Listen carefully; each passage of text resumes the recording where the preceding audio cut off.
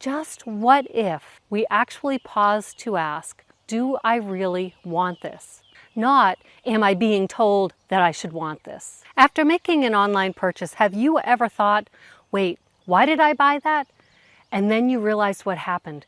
You got caught up in the ride, the flashing lights, the countdown timer, the only 3 spots left warning.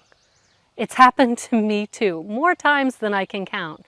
I hate the psychological tricks used in traditional marketing, and I hate that they work. They work on me and they work on you too. And that's why today I want to talk to you about something that's been bothering me for years. How do we, as coaches and healers who genuinely want to help people transform, grow our businesses without falling into that trap of what feels like manipulation? Because what good is it to promote personal transformation and personal responsibility if we're using pressure, fear, and mind games to do it? So let's talk about conscious marketing and the importance of stepping off the marketing roller coaster and blazing our own conscious, intentional, and conscientious trail. Let's be clear, these sales and marketing tactics work for a reason. They're not magic, they're psychology, and we're wired to respond to them. Have you heard of FOMO, the fear of missing out? This taps into an ancient survival instinct because if the tribe leaves without you, you're in danger. And so when someone says, don't miss out, your nervous system goes into overdrive. It feels like it's about to be left behind. So what do? You hit the buy button. Another one is urgency, especially the false kind. It's designed to create anxiety so you'll act fast without thinking. The ticking clock doesn't give your logic time to catch up. And for those of us with emotional authority in our human designs, which is almost half of the population, it doesn't give us time to move through our emotional wave to make aligned decisions. Ever heard of buyer's remorse? Experienced it? It could be because you jumped when you should have just paused to ride that wave. 2 more are scarcity and exclusivity. They play on our brain's reward system. If something is limited, we assume that it's more valuable. So when we read only 5 seats left, it triggers our desire to grab it before someone else does. It's similar to FOMO, fear of missing out, but this one's about beating someone else to the prize. And then there's the classic CTA, the call to action. Click here, buy now, join today. This works because we've been trained to be told what to do. It started with our parents and then our teachers, then our bosses, and maybe even our spouses. But what if, just what if, we actually pause to ask, do I really want this? Not, am I being told that I should want this? And don't even get me started on the whole instant gratification thing. Push a button, get a reward. Get a like, get a dopamine hit. We're living in a theme park of short-term emotional highs. And here's the thing about theme parks. They're loud, they're crowded, they're overstimulating. And when it's over, you don't feel inspired, you feel drained.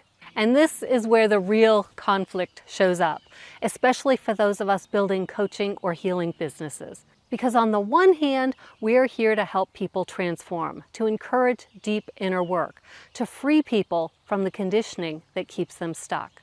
But on the other hand, we're being told to use the same psychological tactics that prey on that conditioning, to install countdown timers, to crank up scarcity, to say only people who are serious will act now. It starts to feel like coaching has become one giant amusement park ride, with every funnel, every sales page, every ad designed to pull people onto the next attraction. Step right up. Next ride to a 6-figure business starts in 5 minutes. But if we don't use those tactics, we're told we're leaving money on the table, that we'll never get enough clients to fill our practice, that we're leaving impact that we could be making unimpactful. We're told we're being too soft, too spiritual, too out of touch with the reality of business. But here's what I believe.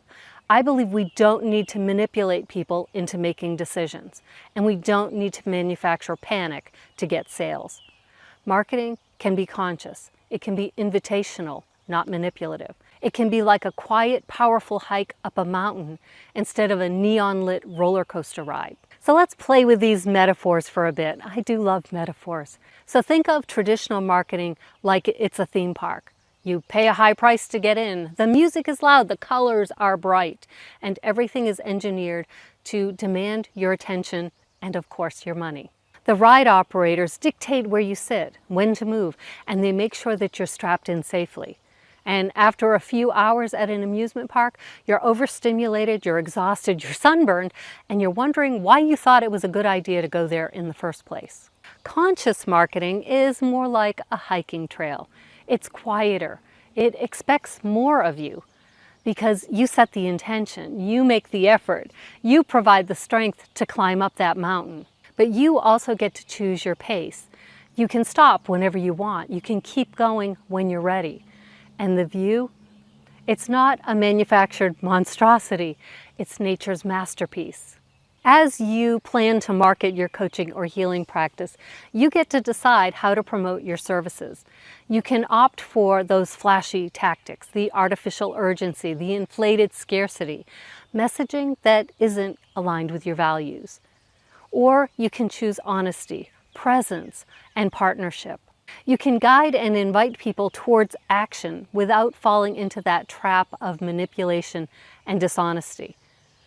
Because if someone isn't ready to work with you today, it doesn't mean that they're not interested. It may mean they're still considering whether it's a good fit for them. So keep the faith and keep inspiring and educating them on how you can help them. It could also mean that they're riding that emotional wave before making a decision. That natural energetic process that allows them to feel good about and fully committed to their decision when they do say yes. So keep inspiring and educating them on how you can help them. When they feel ready, not when you've told them they're ready. And when they are ready, they'll remember that you were the one who never tried to rush or manipulate them into working with you. Marketing doesn't have to feel overwhelming, hard, or disingenuous. It doesn't have to rely on those psychological mind games like pushiness, fear, or overbearing directives disguised as guidance. And it definitely doesn't need to activate your "don't tell me what to do" reflex. You don't need to shout over the noise of a theme park. You can build and market your business in a way that feels more like a walk in the woods, calm, intentional, and true to your own values. And you do this one step at a time, one piece of content at a time. And if you're feeling stuck or unsure what marketing approach actually fits you, I created a free mini guide called Master the Marketing Side of Success. It might offer exactly the clarity you've been looking for. Just check the link in the description or comment "success" and I'll send you the link. And yes, believe it or not, I introduced yet another metaphor in that guide to help you ease the pressure, ditch the performance anxiety, and reduce the burnout that causes so many coaches and healers to just quit on their practices. Conscious marketing is one powerful way to break free from that cycle.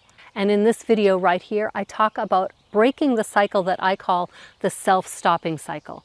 That habit of slowing down and then quitting right when the momentum is starting to build. Be sure to check it out. You might just find the piece of the puzzle you didn't know was missing.